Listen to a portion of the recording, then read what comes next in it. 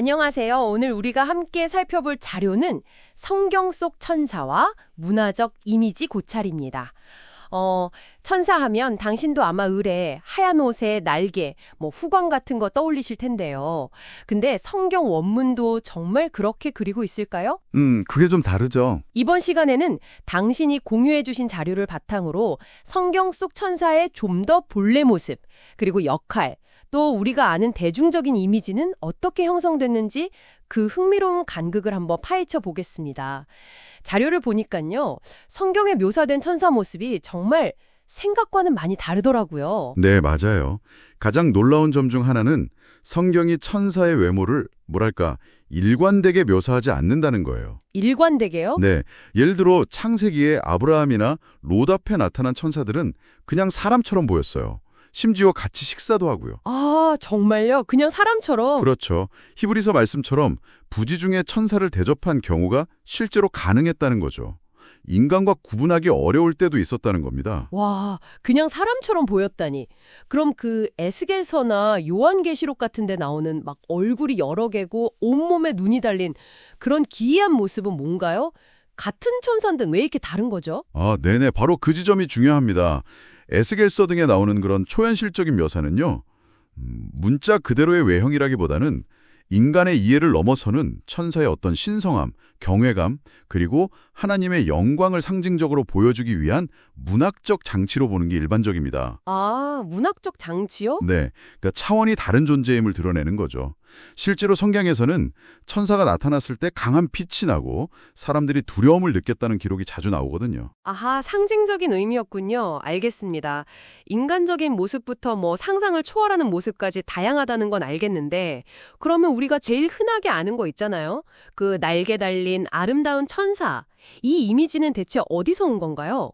성경에는 드물다고 하셨잖아요. 네, 그게 핵심적인 질문인데요. 그 친숙한 이미지는 사실 성경 원문 자체보다는 수세기에 걸친 기독교 예술, 또 문화적 상상력의 산물이라고 봐야 합니다. 예술과 상상력이요? 그렇습니다. 초기 기독교 미술에서는 날개 없이 그냥 젊은 남성으로 그려지다가 4세기 후반부터 날개가 등장하기 시작해요. 4세기 후반부터요? 네. 근데 흥미로운 건 이 날개가 그리스 로마 신화 속 날개 달린 승리의 여신 니케나 아니면 신들의 전령 헤르메스 이미지에서 영향을 받았다는 점이에요. 네. 신화 속 이미지를 차용했다고요? 성경에 근거한 게 아니고요? 그렇죠. 날개가 아무래도 초월성, 신속함, 또 신성함 이런 걸 시각적으로 표현하기에 굉장히 강력한 상징이었기 때문에 예술가들이 즐겨 사용했던 겁니다. 아, 그렇군요. 이후에 중세랑 르네상스를 거치면서 라파엘로나 미켈란젤로 같은 거장들이 천사를 더욱 이상화된 아름다운 인간의 모습, 어떨 때는 귀여운 아기 천사, 푸티 형태로 그리면서 오늘날 우리가 아는 그런 스테레오타입이 딱 굳어진 거죠. 아기 천사도 그렇게 나온 거군요. 네, 이게 이제 인쇄술 발달하고 대중문화를 통해서 퍼져나가면서 선함, 순수함의 보편적인 상징처럼 자리 잡게 된 겁니다. 그렇군요. 외모 이야기는 정말 흥미로운데요.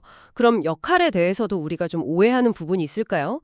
보통 그냥 막연하게 선한 존재나 수호천사 정도로 생각하잖아요. 네, 그 구분도 주요한 차이가 있습니다. 성경에서 천사를 뜻하는 히브리어 말라크나, 그리스어 앙겔로스의 원래 의미를 보면요. 이게 사자, 즉 메신저, 보냄받은 자라는 뜻이에요. 이게 본질입니다. 메신저요? 네. 그들은 스스로의 의지를 가진 존재라기보다는 하나님의 뜻을 전달하고 그분의 계획을 수행하는 영적인 존재인 거죠. 히브리서 1장 14절은 그들을 섬기는 영으로 묘사하고요. 아, 그럼 단순히 착하기만 한 존재, 이게 아니라는 거죠? 정확합니다. 그래서 마리아에게 예수 탄생 같은 기쁜 소식을 전하기도 하지만 동시에 하나님의 엄중한 심판을 집행하는 역할도 수행한다는 거죠. 심판이요? 좀 무서운데요? 예를 들면 출애굽 당시에 이집트의 장자를 친다거나 아니면 아수르 군대를 물리치는 그런 무서운 임무도 천사가 맡았죠. 와, 완전히 다른 이미지인데요. 따라서 인간의 기준으로 그냥 선하다, 악하다 이렇게 규정하기보다는 하나님의 뜻을 이루는 도구로서의 역할에 초점을 맞춰야 합니다. 물론 성경은 타락한 천사, 즉 사탄이나 악마의 존재도 이야기하고 있고요. 자, 정리를 좀 해보자면 성경 속 천사는 평범한 사람 모습부터 상상을 초월하는 신비로운 존재까지 매우 다양하게 묘사된다는 점. 네. 그리고 그 본질은 하나님의 메신저로서 그분의 뜻에 따라 때로는 보호자로, 때로는 심판의 도구로 활동한다는 것. 이걸 기억해야 하고요. 그렇죠. 우리가 흔히 떠올리는 그 날개 달린 아름다운 천사 이미지는 성경 자체의 묘사라기보다는 오랜 세월 예술과 문화를 통해 형성되고 또 변형된 결과물이라는 것을 이해하는 것이 중요합니다. 네, 오늘 이야기를 통해서 당신은 천사에 대한 그런 익숙한 이미지를 넘어서 성경 원문이 제시하는 훨씬 복잡하고 다층적인 천사의 모습을 발견하셨을 겁니다. 이게 단순히 지적 호기심을 넘어서 성경과 문화 현상을 더 깊이 있게 이해하는 데 좋은 출발점이 될 수 있겠네요. 마지막으로 이런 질문을 한번 던져볼 수 있겠습니다.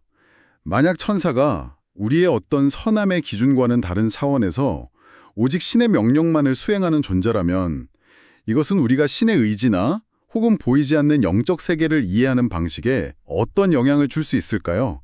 한번 곱씹어 볼 만한 질문인 것 같습니다.